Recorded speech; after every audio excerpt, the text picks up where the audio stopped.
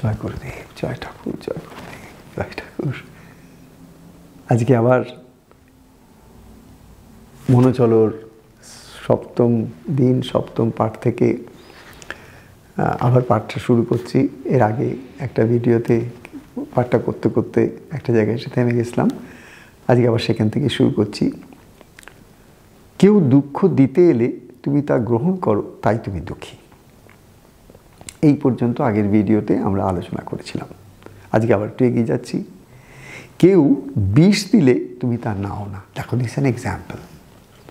কেউ বিষ দিলে তুমি তা নাও না, মানে কেউ ধরো তোমার কাছে এসেছে এবং সে তার কাছে হাতে যে বিষ আছে সেটা তুমি দেখতে পাচ্ছ, সেও জানে, তুমিও জানো। এবার সেই মানুষটা যে তোমাকে বিষটা অফার করে, তুমি সেটা গ্রহণ করো। কেউ যদি তোমাকে পটাশিয়াম সায়ানাইড দেয়, তুমি সেটা গ্রহণ করবে? তুমি যদি জানো ওটা বিষ, তাহলে কি তুমি গ্রহণ করবে?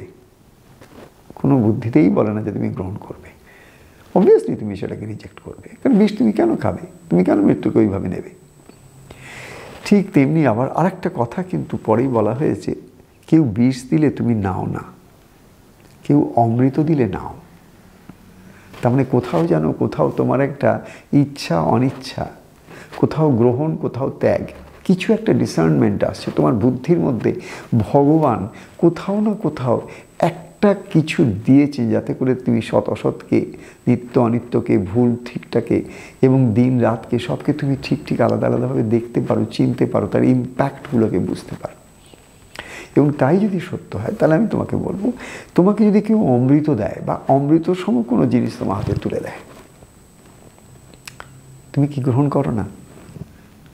তুমি যদি একটা মন্দিরে যাও, সেখানে তোমাকে যদি চরণামৃত দেয়, ওখানে শিবের পূজা হচ্ছে, শিবের অভিষেক হচ্ছে, সেই অভিষেক থেকে একটু জল নিয়ে এলো, নিয়ে এসে তোমাকে বলে ঠাকুরের চরণামৃত তোমার হাতে দিল, তুমি তো তখন সেটাকে না বলো না, তুমি তাকে নাও, পান করো, মাথায় দাও, মুখে দাও, সর্বত্র দাও। কেন? কারণ তোমার কাছে ওই সময় ওই বস্তুটার মধ্যে একটা অমৃত জ্ঞান আসছে। তুমি ভাবছো ঈশ্বরের চরণ ধৌত জল, ওটা, ওর মধ্যে একটা অদ্ভুত দিব্য শক্তি আছে, আশীর্বাদ আছে, কৃপা আছে। তাই তুমি হাত পেতে সঙ্গে সঙ্গে অত্যন্ত শ্রদ্ধাযুক্ত চিত্তে তুমি সেই পার্টিকুলার চরণামৃতটাকে গ্রহণ করো।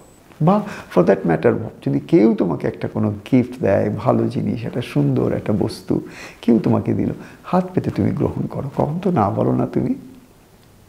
আর কেউ যদি তোমার বিষ দেয়, তুমি জানো সেটা বিষ, তারপর তো তুমি সঙ্গে সঙ্গে সেটাকে রিজেক্ট করো।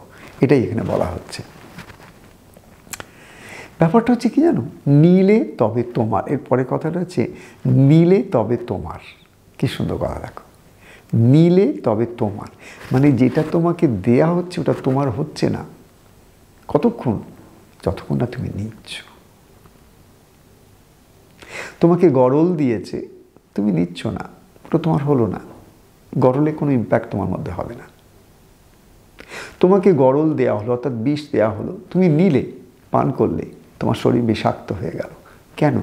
তুমি নিয়েছো তাই। তুমি নিলে তবে তোমার। জিনিসটা বুঝে থাকো, ইটস লাইক এ মান্ত্রা। তুমি নিলে তবে তোমার। তুমি নিলে তবে তোমার।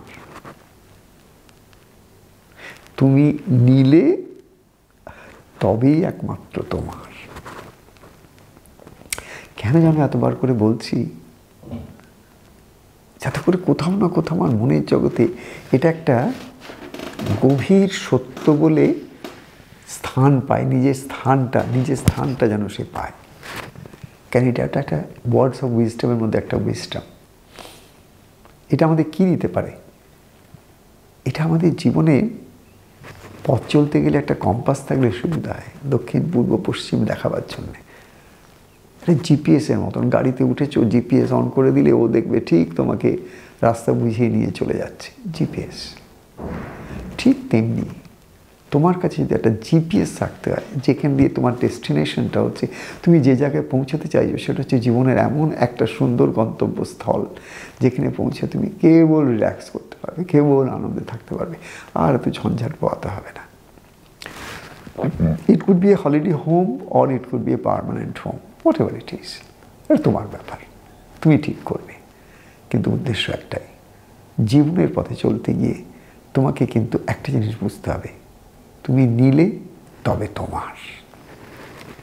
যে জিনিসটাকে তুমি গ্রহণ করো না সেটা তোমার হয়ে যায়, যেটা তুমি গ্রহণ করো না সেটা তোমার হয় না। কেউ একজন তোমাকে তার নিজের বাড়িটা তোমার নামে লিখে দিল, পরে যখন উইল পাঠ করা হলো তখন বলা হলো এই জিনিসটা আপনার নামে লিখে গেছেন।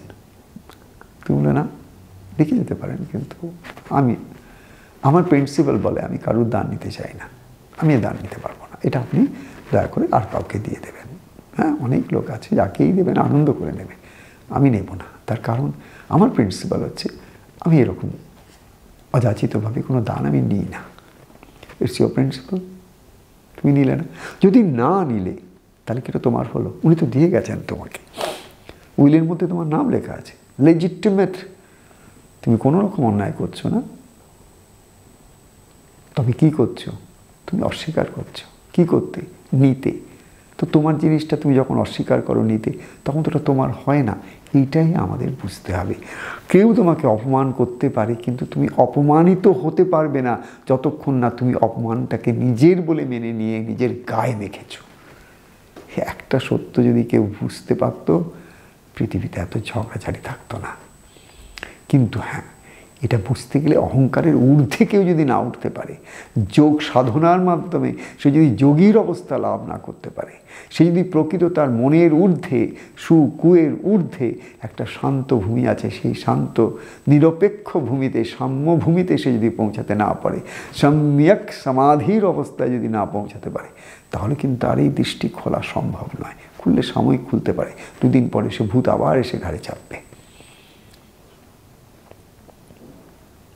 যতক্ষণ না তুমি নিচ্ছ তোমার নয়। এটা একটা অদ্ভুত কথা।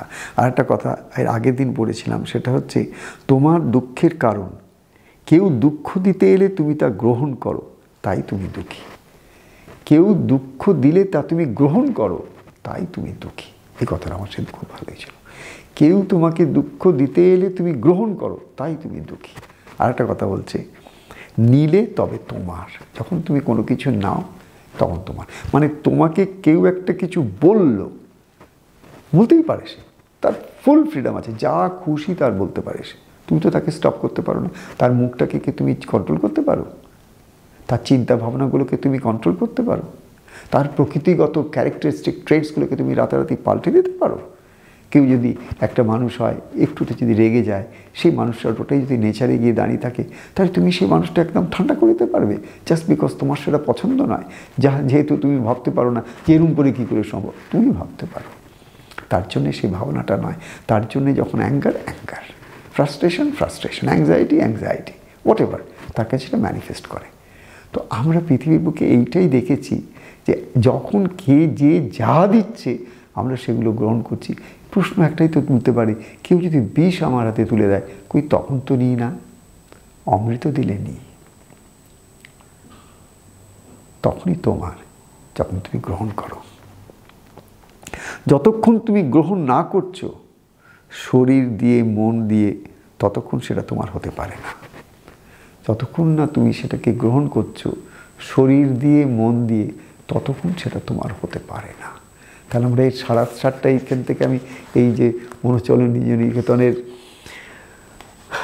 49 পেজে 7ম পাঠে 7ম দিনে, এই বইটার একটা বিশেষতা হচ্ছে এই বইটাতে প্রত্যেক দিনের এক একটা করে পাঠ আছে, আর সেই পাঠটাকে কেন্দ্র করে একটা অভ্যাস যোগ আছে, যে সেটাকে আমি how do I assimilate that into my own life and living, how can I bring it to my self, how can I practice it every day to the extent যে একদিন হয়তো, হ্যাঁ বুঝতে পারছি তো, আমাকে কেউ কিছু বললে আমি তো সেটা গায়ে মেখে নিই, কিছু বললে আমি তো ভীষণ হার্ট হই, আমি ভীষণ দুঃখ পাই।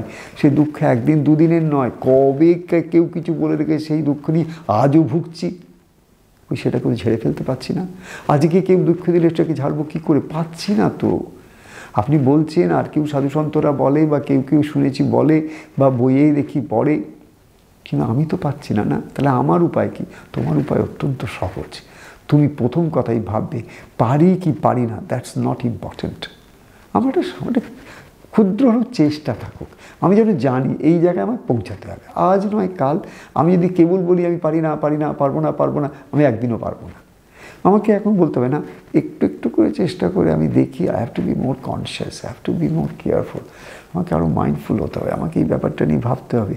সত্যি তো আমি আর কোনো কিছু তো পরিবর্তন করতে পারবো না।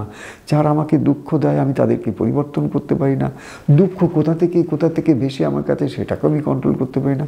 যেমন করে খুব সুখ যদি আসে তাকে আমি কন্ট্রোল করতে পারি না। আবার যখন খুব সুখ এসে যায় তখন মনের মধ্যে হয় এত সুখ, এরপরে তো আবার দুঃখ আসবে, তো যবে যবে সুখী হয়েছি তারপরে তো দুঃখ এসেছে আমার কাছে। এইরকম যে একটা মানুষের মনের জগতে দেখো যে হিলদোলগুলো খেলে, সেগুলো কেন? তার কারণ তোমার মাইন্ড প্লেনে যে থটসগুলো হচ্ছে সেই থটসগুলোর উপর কোনোদিন তুমি সংযম শিক্ষা করোনি। How to keep the brain functioning in a very balanced way with the body and mind and spirit, এই জায়গাটার প্র্যাকটিসটাই মেডিটেশন। মেডিটেশন বলতে আর কিছু নয়, তুমি তোমার শরীর, তোমার মন, তোমার শ্বাস, এই যে ভগবত দত্ত যা দিয়ে রেখেছেন তিনি, এইটাকে তুমি একটু একটু করে কি করে তুমি অনেক কাছ থেকে দেখে তার সঙ্গ করে তাকে একটু তার নিজের রঙে দেখবে, তার নিজের প্রকৃতিতে দেখবে, তার নিজের স্বভাবে দেখবে, তার নিজের চেতনায় দেখবে, without colouring it with different colours of ওপর থেকে ছুঁড়ে ফেলে না। তুমি তার ভেতরে ঢোকো, নিজের মধ্যে নিজে শান্ত হও, শ্বাসের সঙ্গে যুক্ত হও, তোমার মনের বিভিন্ন খেলাগুলোকে একটু আলগা হয়ে দেখার চেষ্টা করো, দেখবে একটু একটু করে তোমার মন শান্ত হচ্ছে, একটু একটু করে তোমার শ্বাসের মধ্যে ছন্দ ফিরে আসছে, জীবনের মধ্যে তোমার ছন্দ আসছে, বাইরের পরিবেশের মধ্যেও দেখবে হঠাৎ হঠাৎ করে কেমন পরিবর্তন আসছে। যে জিনিসগুলো তোমাকে এত জ্বালাতো, এত কষ্ট দিত, সেই জিনিসগুলো আস্তে আস্তে চেঞ্জ হয়ে যাচ্ছে। কারণ তোমার ভেতরে এনার্জেটিক ফিলটা যেমন যেমন চেঞ্জ হয়, ঠিক তেমন তেমন বাইরের ফিলটার উপর তার ইম্প্যাক্ট হয়। তুমি যেভাবে একটা জিনিসকে দেখো, ঠিক সেই জিনিসটার মধ্যে সেই দেখার যে শক্তিটা তোমার, সেই শক্তিটা সেখানে গিয়ে হিট করে, সেই অনুসারে তোমার কাছে ফিডব্যাক নিয়ে আসে। তোমার সমস্ত কিছুর মধ্যে এই রেসিপ্রোকেশন চলছে। চেষ্টা করো জীবনে একটু একটু করে নিজেকে একটু উন্নত অবস্থায় নিয়ে যাবার। এটা কিন্তু কঠিন নয়, তুমি কেবল সিদ্ধান্ত করো, তুমি কেবল মন থেকে ঠিক করো আমি পারবো, আমি পারবো, আমি পারবো। কঠিন আমি বলবোই না, ভগবান আমার সাথে আছেন, whole universe is with me.